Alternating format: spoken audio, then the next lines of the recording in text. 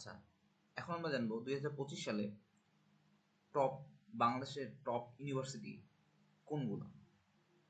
এখানে দেখতে পাচ্ছি যে ওয়ার্ল্ড র্যাঙ্কিং হচ্ছে কিউ একটা র্যাঙ্কিং করছে, সেখানে দেখা যাচ্ছে যে আমাদের টপ ইউনিভার্সিটি কোনটা আছে। ইউনিভার্সিটি ঢাকা হচ্ছে 1 নম্বরে আছে। তারপর আছে Bangladesh university of engineering technology, যেটা বুয়েট।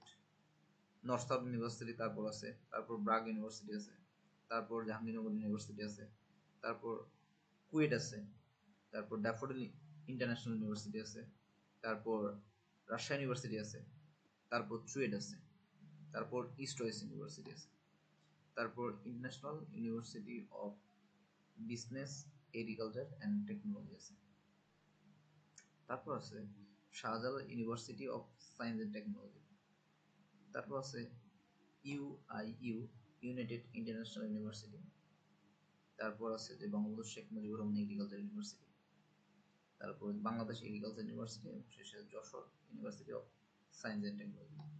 তো আমরা এখানে যদি আমরা প্রাইভেট পলিটেকনিক কথা চিন্তা করি, প্রাইভেট যদি ইউনিভার্সিটি কথা চিন্তা করি, তাহলে প্রাইভেট ইউনিভার্সিটির মধ্যে আছে নর্থ সাউথ ইউনিভার্সিটি প্রথমে প্রাইভেট এগুলো নর্থ সাউথ, তারপর ব্রাগ আছে, তারপর দেখতে পাচ্ছি আমরা ড্যাফোডিল, তারপর ইস্ট ওয়েস্ট ইউনিভার্সিটি, তারপর আছে ইউনাইটেড ইন্টারন্যাশনাল ইউনিভার্সিটি। আচ্ছা, যারা প্রাইভেট ইউনিভার্সিটিতে পড়ার চিন্তা ভাবনা করতেছেন, আশা করতে করি তারা বুঝতে পারতেছেন যে কোন ইউনিভার্সিটি পড়লে আপনাদের ভালো হবে।